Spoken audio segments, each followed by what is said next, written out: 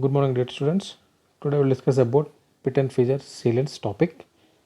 So the contents of the today's topic are introduction, history, types of fissure sealants, requisites of an efficient sealant, morphology of pit and fissures, indications of placement of sealants and contraindications of or placement of sealants. In next lecture we'll see the procedure of placement of sealant.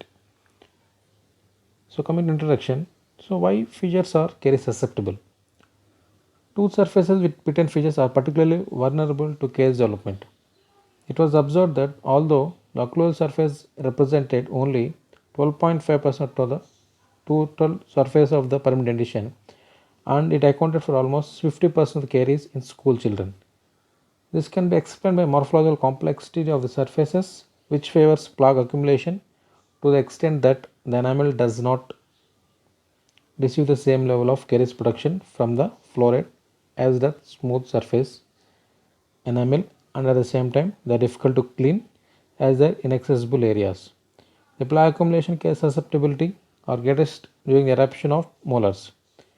Caries susceptible individuals are therefore vulnerable to early initiation and fast progression of caries in these sites. So why sealant?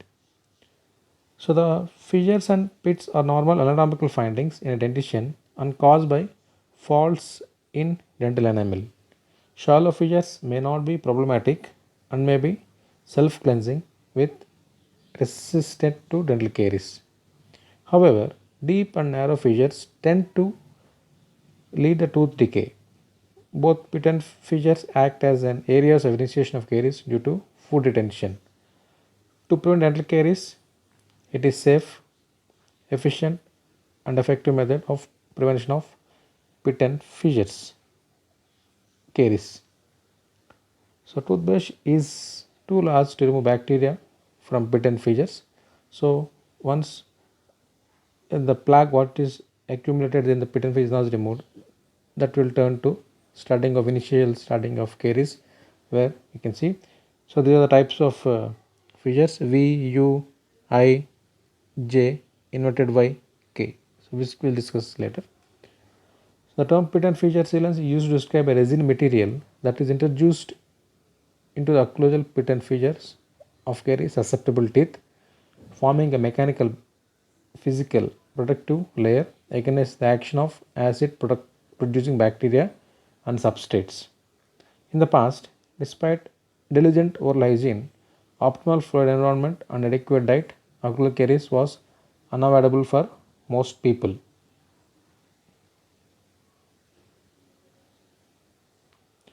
Pit and fissures sealant provides a means to virtually eliminate this previously inescapable scourge of dental adolescents. The ideal sealant material would have prolonged retention properties, low solubility in the oral environment, be biocompatible with the oral tissues, and be simple to apply.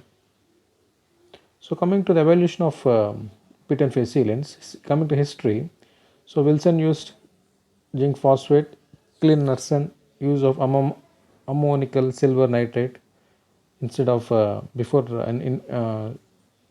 knowing the sealants, extension for prevention by G.V. Black, prophylactic odontomy by Hyatt, fissure eradication Bodecker, acrylic polymers introduced to dentistry, acid etching, composites, unfilled resin, BIS GMA by Bowen, class I numbers 1972.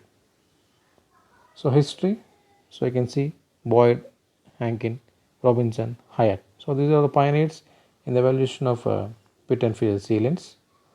Attempts to prevent caries attack have been reported from the beginning of the century, that is application of silver nitrate by Miller in 1905. In 1923, Hyatt reported a technique termed as prophylactic odontomy, in which non-carious fissures were prepared and restored with a silver alloy as a prophylactic measure. In 1929, Bodecker proposed a technique called fissure eradication. This involved the mechanical eradication of fissures in order to transform deep retentive fissures into cleansable areas. So 1955, Bonock introduced a method of adhering resin to an acid-etched enamel surface. In 1965, Bowen reported BIS-GMA material development. The base of BIS-GMA resin is the reaction product of bisphenol A and glycidyl methacrylate. So types of pit and fissure sealants depending upon the generations, fillers and color of sealants. So based on generations, first generation, second generation, third and fluid containing. Based upon fillers, free of fillers and semi-filled. Color of sealants, clear, tinted and opaque. So first generation, so their characteristic activated by ultraviolet light. Second generation, chemical, curing, resins based on catalyst accelerator. Example, concise. Third generation, activated by visual light. Example, fissurate. Fluoride containing, so double protection. And fillers, free of fillers the flow is better and semi-filled more resistant to wear. Color of sealant, aesthetic but difficult to detect of at recall examination. Tinted, can be clearly easily identified. Opaque, can be easily identified. So the first sealant clinical trials used cyanoacrylic based materials. These were replaced by dimethyl based products which were marketed. A major difference between marketed sealants is their method of polymerization. First generation sealants were initiated by UV light, second generation are autopolymerized, and third generation sealants used visible light. Over time, clinical retention was found to be the greater for second generation as compared with first generation sealants. So 5 to 7 years of initial application of the pit and fissures are approximately one third of the teeth treated with first generation sealants were fully protected as compared with two-thirds of the teeth treated with second generation sealants. First generation UV light initiated sealants are no longer marketed. Filler material, usually consisting of quartz and silica particles, is added to the resin to increase both bond strength and resistance to abrasion and wear. Clinicians often notice a slight increase in viscosity in filled resins as compared to unfilled resins. No difference in retention has been found between sealants containing fluoride and those that do not contain fluoride after 1 year. So the working time in self-cure material is reduced as polymerization starts soon after mixing the paste. The important advantage of light cured material is increased working time as the material sets only after it gets exposed to the curing light by the operator. A new photopolymerizing material recently introduced starts out pink in color and turns to white or tooth color when polymerized.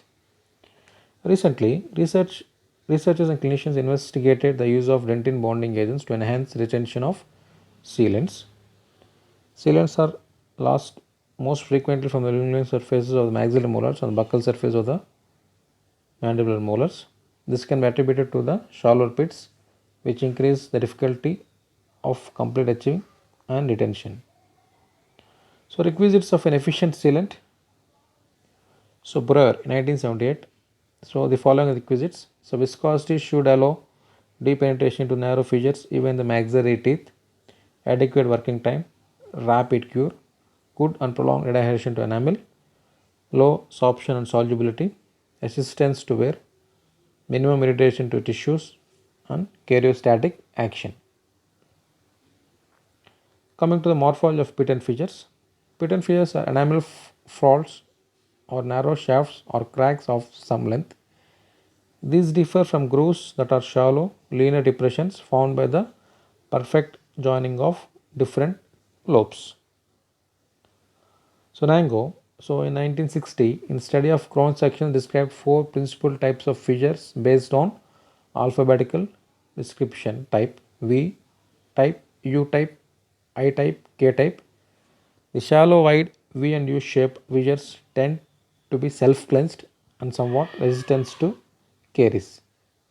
So you can see here, so V, U, I, inverted Y of extreme, all. So these are all types of shapes of pit and fissures as described by Nango. So deep narrow I-shaped fissures are quite constricted and resemble a bottleneck. They have a narrow slit like opening with a larger base as it extends towards dentinal enamel junction. These are caries susceptible and have branches. K-shaped fissures are also very susceptible to caries. Usually, non-invasive technique is recommended for V and U shaped fissures and invasive technique for I and K. shaped fissures. So coming to introduction of fissure sealants. So deep patent fissures on molars that are likely to develop caries. Minimal or questionable fissure caries.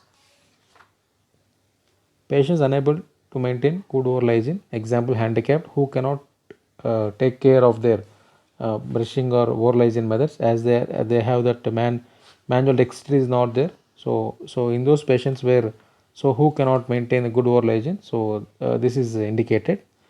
Patients having xerostomia for or undergoing orthodontic treatment. Children and young people with medical and physical intellectual impairment with high caries risk. So these are all indications. Presence of incipient lesion in the pit and fissure system. Presence of lingual pits or palatal pits in relation to upper lateral incisors and molars. And children and young people with signs of high caries activity and coming from non-fluoride areas. So these are all the indications for sealant application. Coming to the contraindication of sealants. Presence of shallow pit and fissures of molars and premolars. An open occlusal caries lesion with extension into dentin. Presence of large occlusal restoration. Presence of proximal caries extending onto the occlusal surface. Partially erupted tooth where in isolation is a problem.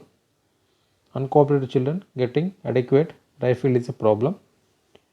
And rampant or moderate decay where interproximal caries is probable in the near future. Rounded shallow fissures where decay is unlikely to occur. Semi-erupted teeth, especially molars with an operculum present, and patient who are all allergic to the methacrylate. So these are the indications, contraindications for the patient to apply the sealant, pit and fissure sealants. So next class we will see the technique of placement of pit and fissure sealants. Thank you.